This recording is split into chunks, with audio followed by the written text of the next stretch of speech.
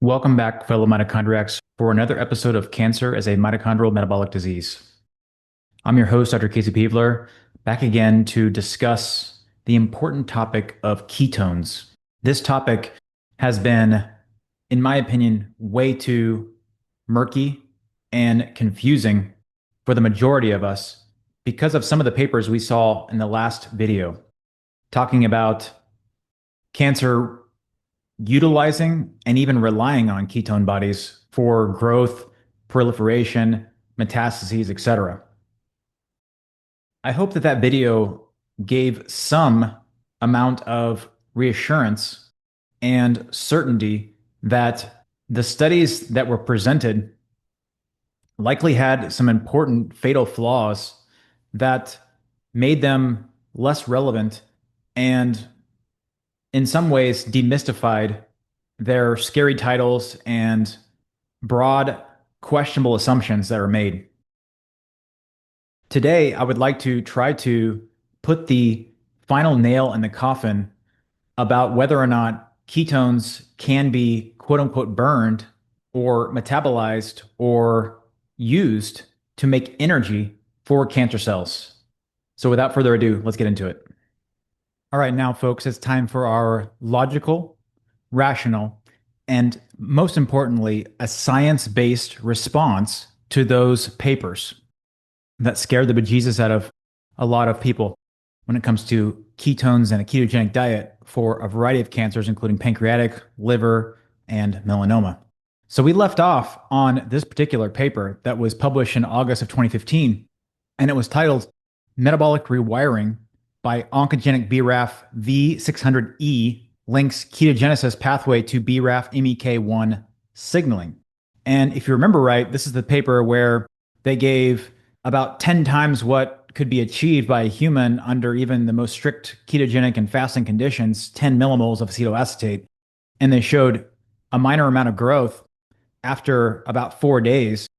And again, these were studies that were not restricting glucose or glutamine. They gave the same amount, again, even though it's helping us in terms of like understanding that it's probably suppressing this melanoma slightly, but still, this is unachievable amounts of beta hydroxybutyrate.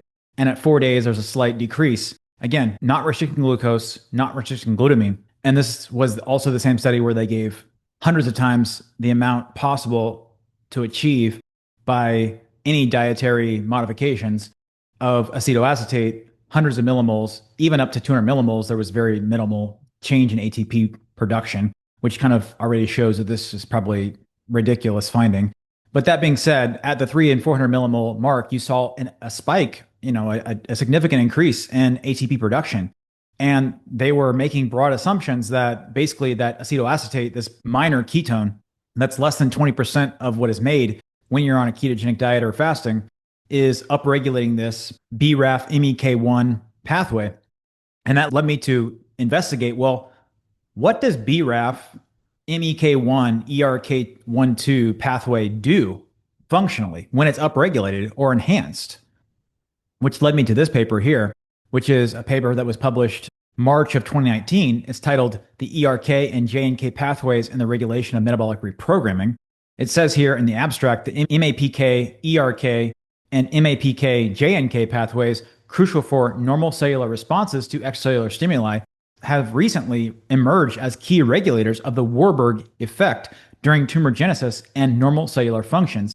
It says here that in melanoma, for example, up to 70% of these tumors have point mutations in the BRAF gene, the majority of which led to a single amino acid substitution of valine for glutamic acid at position 600, the BRAF V600E mutation. These mutations favor the active structural conformation of the BRAF kinase, causing a constitutive activation of ERK12 pathway, which then activates proliferative programs and promotes the aerobic glycolytic phenotype, aka the Warburg metabolism, or as Dr. Seyfried talks about, the cytosolic substrate level phosphorylation via induction of transcriptional regulators of glycolysis, or the breakdown of glucose, the TCA cycle, and macromolecular biosynthesis. Among these transcription factors are c-Myc, which increases the expression of glucose transporters, lactate dehydrogenase A, and a number of enzymes in the glycolytic pathway, as well as hypoxia-inducible factor 1 alpha, which also upregulates lactate dehydrogenase A and cooperates with c-Myc in the induction of hexokinase 2. c-Myc is also known to induce expression of enzymes involved in nucleotide and fatty acid synthesis, as well as glutaminolysis, the glutamine using pathway, which sustains the pool of metabolic intermediates in the TCA cycle that in turn can be used as biosynthetic precursors to generate amino acids and fatty acids for anabolic growth. So, what am I trying to show by that paper and also looking at this slide here? So basically what's happening is that this BRAF mutation that subsequently is related to KRAS, it's related to PIK3AKT, it's related to this MEK1 and ERK2 pathways. What is happening is that under supra physiologic levels of acetate, it's upregulating or kind of enhancing this BRAF MEK1 ERK1 2 pathway, which is upregulating all these transcription factors, most notably c-Myc and HIF1 alpha. These are known culprits to upregulate both the glycolysis pathway substantially, as well as the glutaminolysis pathway, as seen here by this KRAS c-Myc graphic and by this HIF1 and 2 alpha graphic, upregulating all of glycolysis and all of glutaminolysis, that basically allows these tumors to be more able to metabolize glucose and glutamine. So what is this paper showing? Is that when you give super physiologic levels of acetoacetate, something that you'll never ever be able to achieve on a ketogenic diet, fasting for weeks on end, even taking large amounts of exogenous ketones or MCT oils, you'll never achieve what they did in the study. But under super physiologic conditions, basically it enhances this pathway, which ultimately upregulates glucose and glutamine. And because these tumors were not restricted of glucose and glutamine, of course, there's going to be growth. That is how I interpret what happened in this study. It really has very little to do with acetoacetate or being on a ketogenic diet to replicate this type of a study. So let's pull back for a second and let's take a look at the way that ketones are made normally and utilized normally. So in hepatic or liver tissues, we have the breakdown of several things. It can be the breakdown of ketogenic amino acids, it can be the breakdown of fatty acids, but ultimately you end up with the two major ketone bodies, acetoacetate, which is about 20% or less of the total ketones made, and beta hydroxybutyrate, which is the majority of the ketones made. And those are going to be transported outside of the cell via these monocarboxylate transporters. Interestingly enough, these are the same transporters that transport lactate out of the cell as well. So there's kind of a dual role for these. But anyway, the beta hydroxybutyrate, the BHB, is transported outside the liver cells, put into the bloodstream, and then they're given to these other cells that have the ability to utilize them. Well, they are being uptaked by normal cells and cancerous cells. That we do know. We also know that from the prior studies that some of these ketone metabolizing enzyme, in particular this BHD1 and this SCOT1, are present in some cancers. But ultimately what happens is that these ketones are broken down and put into the TCA cycle. Again, there are such things as glucogenic or ketogenic amino acids, which means there are certain amino acids that can break down into ketone bodies, particularly these in the red boxes here. So the major question that is on my mind, and I'm suspecting it's on your mind as well, is that can any of those glucogenic or ketogenic amino acids end up working to enhance substrate level phosphorylation? And so I'm going to start trying to make these points and with this argument with this particular paper that was published in January of 2018. And this happens to be a Dr. Seafried paper. And it's called Mitochondrial Substrate Level Phosphorylation as an Energy Source for Glioblastoma Review and Hypothesis. And it says here, literature is reviewed suggesting that succinyl-CoA ligase reaction in the TCA cycle can substantiate sufficient ATP through mitochondrial substrate level phosphorylation to maintain GBM growth when OXPHOS is impaired. Production of high-energy phosphates would be supported by glutaminolysis, a hallmark of GBM metabolism, through the sequential conversion of glutamine to glutamate, glutamate to alpha-ketoglutarate, alpha-ketoglutarate to succinyl-CoA, and succinyl-CoA to succinate. It later says in the paper that other potential metabolic fuels in the tumor microenvironment, for example, acetate, the ketone body that was in question in that last paper about melanoma, and branched chain amino acids, which was floated as a possible problem for the first paper we saw last time on pancreatic cancer, where they were using leucine, one of the major branched chain amino acids, are either not present in sufficient quantities to drive growth through fermentation or exert non metabolic effects that are not yet understood. While amino acids other than glutamine could be fuels, they would require energy for preparation prior to their catabolism or breakdown. So these are key points. So basically, other papers have suggested that acetate or beta hydroxybutyrate, aka the ketone bodies, as well as some of the ketogenic amino acids, most notably the branched chain amino acids, valine, leucine, isoleucine. What they're saying in this particular paper as a rebuttal by Seifried and his group is that there are not present in sufficient quantities, number one, to drive growth through fermentation, and or exert non-metabolic effects that are yet to be understood. And while other amino acids other than glutamine could be fuels, quote unquote, they would require energy for preparation to their breakdown or their catabolism, which is a problem because we're making very small amounts of energy through mitochondrial substrate level phosphorylation in terms of a molecule to molecule basis. And if they're costing energy to make energy, then it's a net zero or even sometimes in some cases a net loss. It later says in the paper, there are a number of metabolites that catabolize towards the citric acid cycle through succinyl-CoA, leading to ATP or GTP formation through succinyl-CoA lyase. Our review of the relevant biochemistry, however, shows that only glutamine catabolism can yield a net ATP or GTP production through mitochondrial substrate level phosphorylation.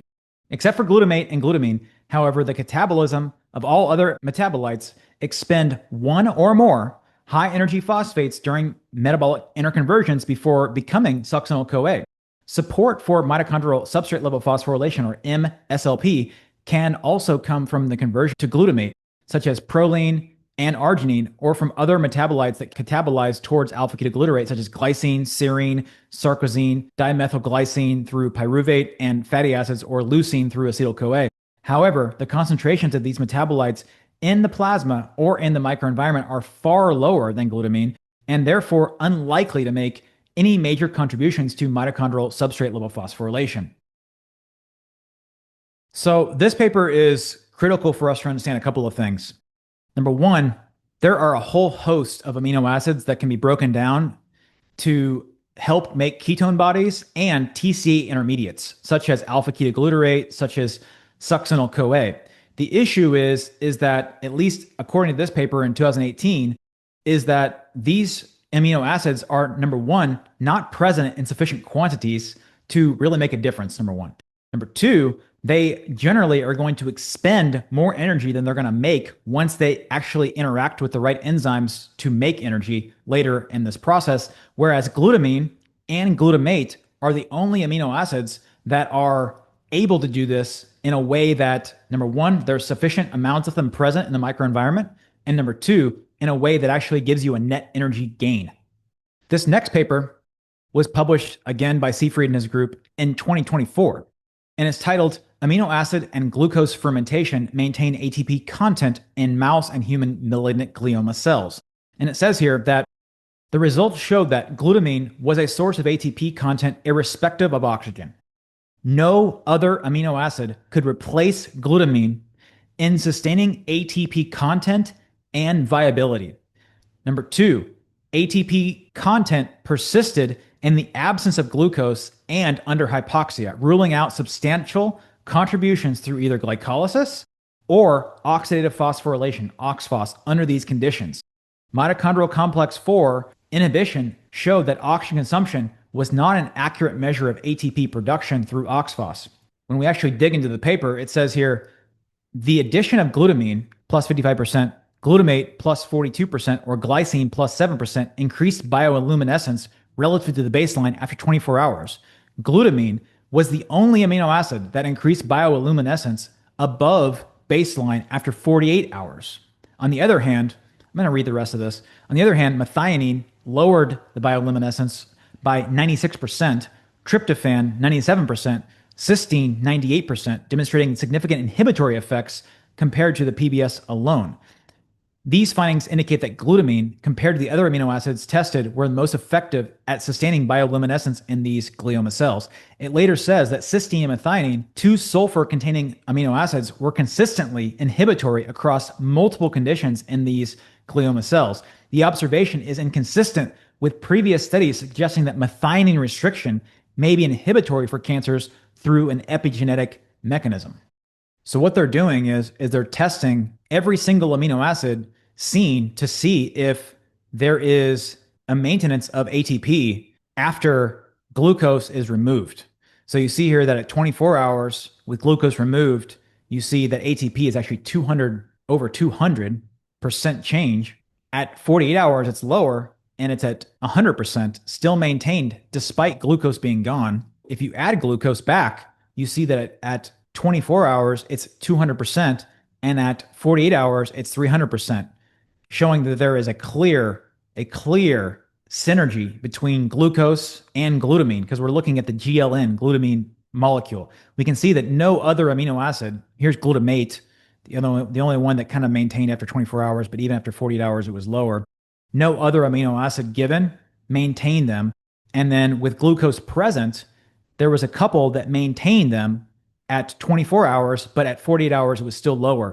So I've seen Dr. Seyfried explain this, is that although glucose is extremely important, glutamine not only contributes from an energetic perspective, but also it contributes the nitrogen needed to make other amino acids and to contribute to redox homeostasis through glutathione as well.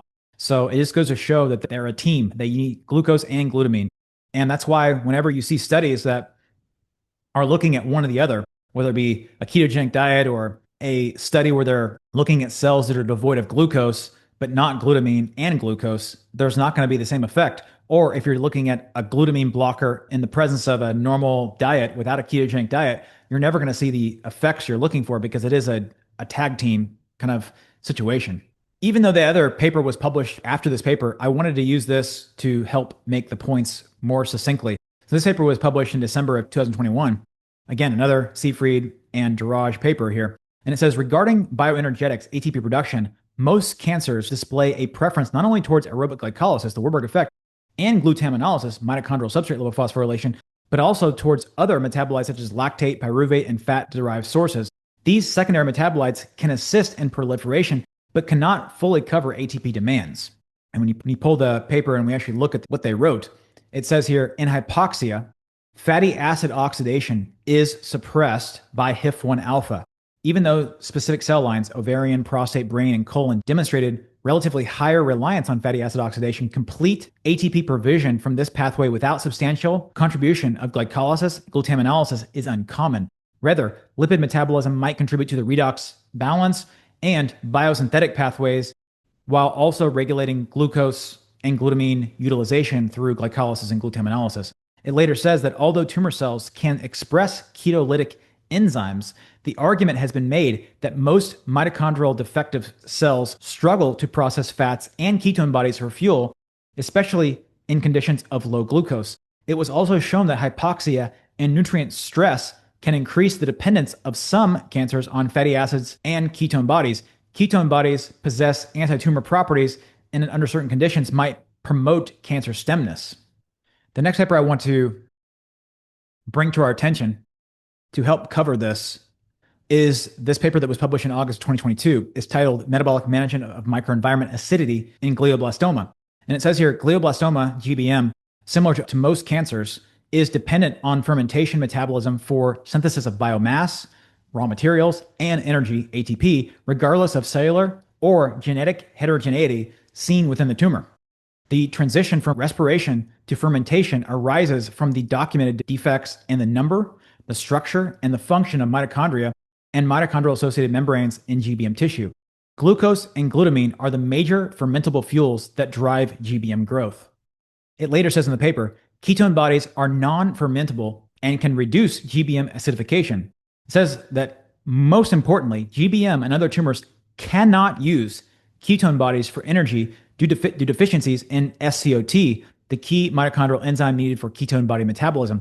no evidence has been presented to our knowledge showing that ketone bodies can replace glucose or glutamine in serum-free media for the survival of any tumor cells. So if you remember right, one of the arguments that Seyfried and his group were making is that a lot of tumors are deficient in this SCOT. And that is something that I do believe the argument has been somewhat fallen on its face, because there are several examples that we pulled that showed that this OXCT, which is also known as the SCOT enzyme, is present in some cancers. So that is probably true that most tumors don't have it, but there are some tumors that do. But that's not a deal breaker for our argument, because in order for cancer cells to actually functionally use ketones, they have to have functional mitochondria, which is also a kind of hallmark of cancer. So what is effectively being said here is that although under starved conditions, these cancer cells will have high amounts of autophagy that's happening to try to recycle glucose and amino acids so that they can use it for energy. They will sometimes try to upregulate beta oxidation to try to use fatty acids for fuel. Issue is that, number one, there's not a functional mitochondria for fatty acids and some of these other amino acids to be broken down and utilized through oxphos. So what you're left with is glucose and glutamine as the only substrates that can be fermented. That is what's left in terms of an energy option, even though they try to use other pathways. They'll upregulate ketolytic enzymes, they'll upregulate, again, autophagy, beta oxidation, et cetera, trying to reach out for some sort of an energy substrate. The issue is that all those substrates, other than glucose and glutamine, require a functioning mitochondria. Even if some of these fatty acids or ketone bodies are being made in the cancer cell or being broken down by the cancer cell, and or are utilizing amino acids to break down into ketone bodies, those ketone bodies, through amino acids other than glutamine, are taking a metabolic toll in terms of energy balance, because it'll cost energy, either the same amount of energy or more energy, to break them down than it does when you would try to get them back in the substrate level phosphorylation pathways through the TCA cycle. So therefore, it's kind of a non-starter. And what you ultimately end up with, if you block glutamine and glucose simultaneously, if you deplete these cells of these things, there will be an energetic failure and cell death that happens regardless of some of these other pathways being upregulated and some of these enzymes being present in these cancer cells. So I'm going to circle back to the first paper we looked at, trying to disprove whether or not ketone bodies can be used as fuel. And I'm going to look at a graphic and I'm going to describe what is very problematic for the idea that ketone bodies are being metabolized or fermented through substrate level phosphorylation. So what it says here is that from a biochemical perspective, catabolism of ketone bodies obligatorily bypass mitochondrial substrate level phosphorylation. As shown in figure 5, this is figure 5, the ketone bodies acetoacetate and beta hydroxybutyrate enter mitochondria and eventually the citric acid cycle as succinate, bypassing mitochondrial substrate level phosphorylation. This is because formation of succinate is not through the succinyl-CoA lyase reaction, the normal part of substrate level phosphorylation, but through succinyl-CoA 3-keto acid coenzyme A transferase 1. By doing so, catabolism of both acetoacetate, the minor ketone body, and beta hydroxybutyrate, the major ketone body, does not lead to the formation of high energy phosphates through mitochondrial substrate level phosphorylation. Furthermore, beta hydroxybutyrate is expected to decrease the mitochondrial substrate level phosphorylation through glutamine and glutamate even further, because it increases this NADH-NAD ratio, thus hindering the KG-DHC operation. So let's take a look at this graphic. So we know that these cancer cells are reliant on glucose and glutamine, and the glutamine is being fermented. Okay, how does that functionally happen? Glutamine is being converted to glutamate. Okay, this is the glutaminase enzyme, GLS. This is the enzyme that DON blocks functionally. Glutamate is being converted to alpha ketoglutarate. This is the GLUD enzyme. This is blocked by quercetin. This is blocked by EGCG, etc. Alpha ketoglutarate is being converted to succinyl-CoA. Okay, and then succinyl-CoA is being converted to succinate by this succinyl-CoA lyase enzyme. This is the only step in the TCA cycle that makes ATP. Okay, here's ADP being converted to ATP. So this is mitochondrial substrate level phosphorylation. what the researchers in this paper are saying is that beta hydroxybutyrate and acetoacetate, in order for them to be converted into acetyl CoA to be used into the TCA cycle, they have to be converted via this enzyme OXCT1 or SCOT1 as referenced in other papers. What happens is it uses succinyl CoA as a cofactor to donate its CoA part into acetoacetate CoA. Bear with me here. So what Siegfried and his group are saying is not only does the metabolism of ketones bypass this step that makes ATP, but because it requires succinyl CoA as part of its cofactor needed to make the next step of the ketone body metabolism, it's actually robbing the pool of succinyl CoA, which takes away from the energy that is made from glutamine. So beta hydroxybutyrate is not only not making ATP, it's actually decreasing the amount of ATP made when glutamine is present, because now glutamine can't take part in this substrate level phosphorylation to the degree that it would otherwise. This is, I think, in my opinion, the absolute nail in the coffin. So basically, number one, there's a lot of amino acids that can break down into ketone bodies. Those ketone bodies can get into the TCA cycle, but in order for them to get in the TCA cycle, it costs more energy than it makes on the back end, number one. Number two, this process here is showing that when these ketone bodies are metabolized, they're actually stealing away the necessary thing to be made into energy through substrate level phosphorylation and actually decreasing the pool of succinyl CoA, even further hindering the substrate level phosphorylation or the metabolism of glutamine into energy and ATP. So there are multiple kind of nuggets in this paper, particularly, that really strengthen our argument. I'm going to next go to this paper here that was published in November of 2020. And I'm going to particularly go into the paper where it says the diversion of CoA from succinate to acetoacetate under the metabolism of ketone bodies, beta hydroxybutyrate and acetoacetate, could indirectly reduce ATP synthesis through succinyl CoA reaction. Essentially, what we're trying to argue here is that not only do these ketone bodies cost more energy than they make when the mitochondria are deficient or defective and lead to an overall ATP reduction by themselves, but just because they're requiring this succinyl CoA, this reaction is basically ultimately being inhibited. And that's what they're trying to say here, is that the simultaneous restriction of glucose and glutamine while elevating ketone bodies will stress the majority of signaling pathways necessary to maintaining tumor cell viability. So again, this is a different paper by Siegfried, but it's using a little bit more pizzazz in the graphic to try to show what we're trying to say here. So glutamine is being converted to glutamate. Glutamate is being converted to alpha-ketoglutarate, and alpha-ketoglutarate is being converted to succinyl CoA. Succinyl CoA is performing, this is the fermentation that Dr. Siegfried's talking about. ATP is being made here, right? Succinyl CoA to succinate. Succinic acid is then either signaling to further the pseudohypoxic state to continue the stabilization of HIF, or it's contributing to the tumor microenvironment as an acid here. That's why it's showing an arrow outside the cell here.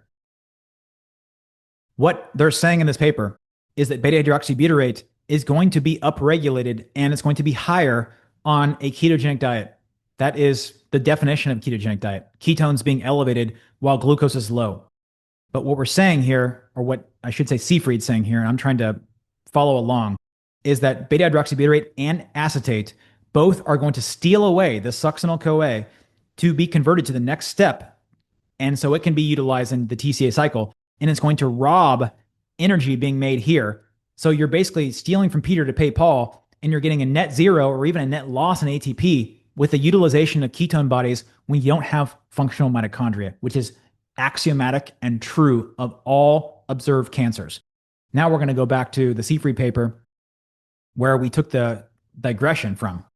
Remember this graphic that Siegfried was trying to make in this questionable assumption number 4 of his paper? It says the number, structure, and function of mitochondria are similar in tumor tissues than non-cancerous tissues. They showed us these electron micrographs of these damaged mitochondria, and then they showed us this giant graphic of all of the cancers that have abnormal mitochondria, including things like the non-solid tumors, including melanoma, including pancreatic cancer, including prostate cancer, et cetera, et cetera, et cetera, they all have abnormal number, structure, and function of mitochondria. And what does that mean in code is that they cannot break down fatty acids and they cannot break down ketones. They cannot break down amino acids other than glutamine to make energy.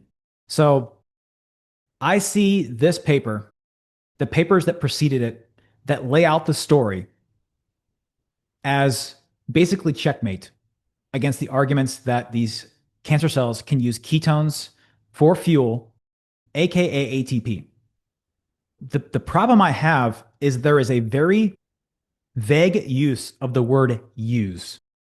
So when these researchers say that these ketone bodies are used by cancer under certain conditions, I don't know if it's on purpose to muddy the water or if it's just a poor use of language that is exact.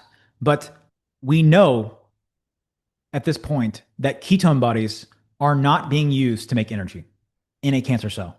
They are, however, a very highly efficient way to make energy through the normal cells, which are fed by the liver when ketones are being made, and making robust amounts of energy by normal cells that have normal functioning mitochondria. So when we see a graphic like this, that under normal conditions, the amount of ATP is being made through oxphos as being 88+% under normal conditions, and there is a gradual decrease in oxphos.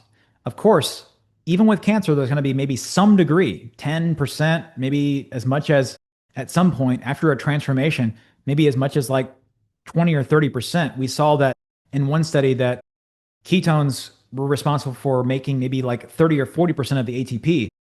But when you actually look at if they're able to survive after a certain point, when glucose and glutamine are restricted, they are not able to survive off of 12% or 30%. There just isn't enough energy being made through oxphos with these dysfunctional mitochondria.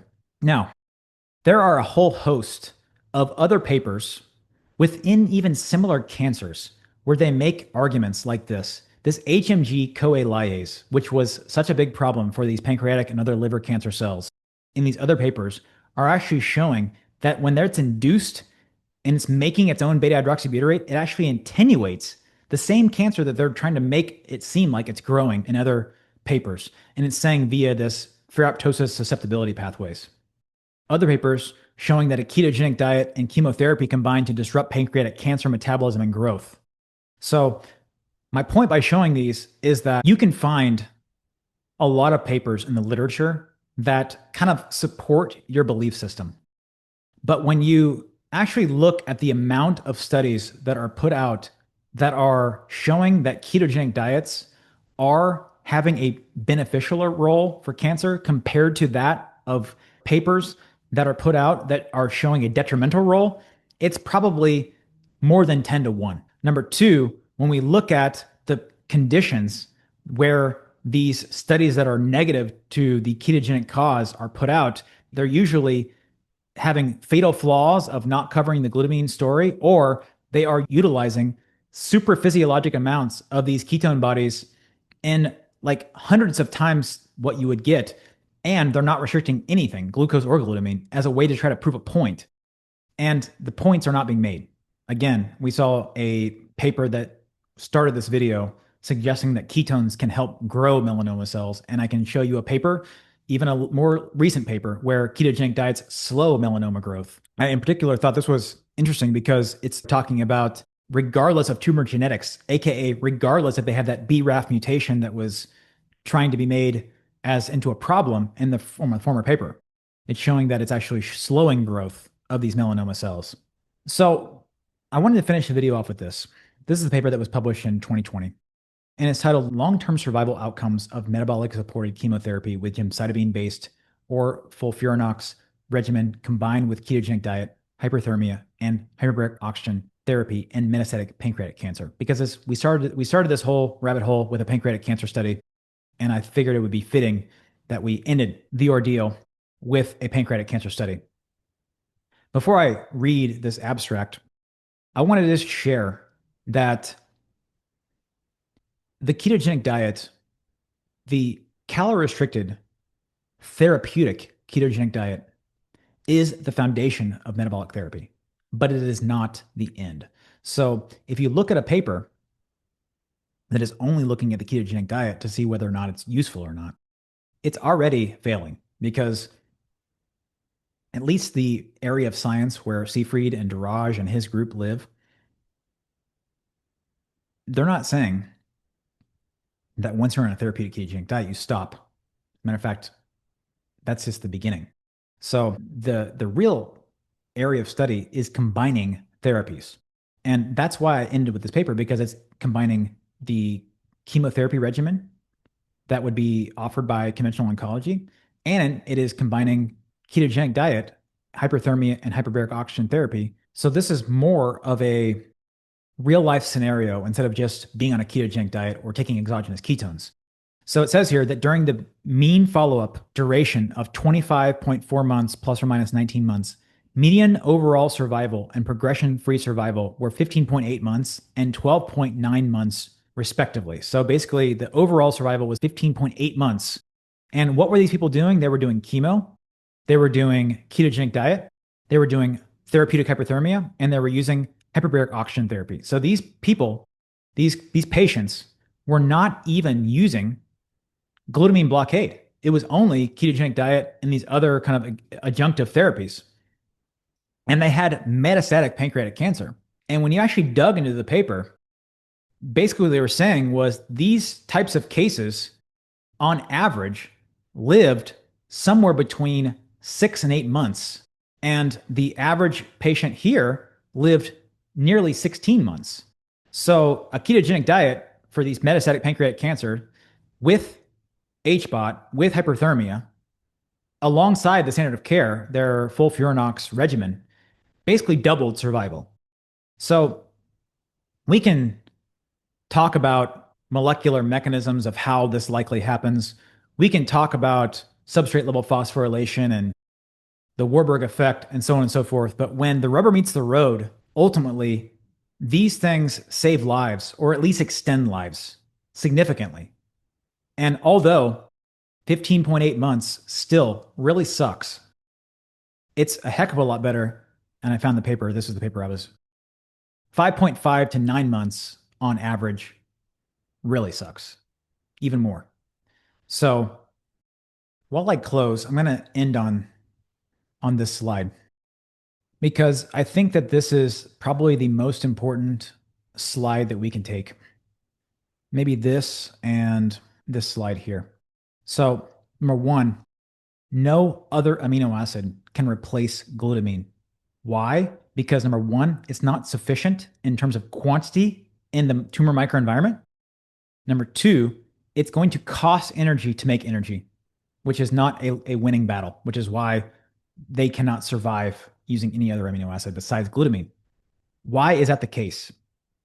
Again, not sufficient quantities, cost energy to make energy, and when ketones are broken down and utilized for energy, quote unquote, in dysfunctional mitochondria, it actually even robs it even further and steals away the necessary substrates for substrate level phosphorylation if glutamine is even present. So I hope at this point that the nails are in the coffin. We can finally put to bed whether or not ketones are being utilized by cancer in the form of energy production. And we're going to use the word use effectively here. It is not metabolized to make energy. It can be metabolized to make fatty acids, other amino acids, TC intermediates, and cholesterol synthesis. That we have covered. But again, those are raw materials. And raw materials, they need worker bees. And the worker bees, at least in terms of cellular biology, is ATP. And without ATP in a functioning mitochondria, those raw materials are going to be left sitting in the front and backyards. And they're going to fall apart. And ultimately, we're going to end up with energetic failure and cell death, which is exactly what we want. We want these cancer cells to be dead. We want our normal cells to be fed and healthy and happy. And that's what happens under ketogenic metabolic therapy when you are covering your bases with glutamine. If you like videos like this, please like, share, and subscribe. And until next time.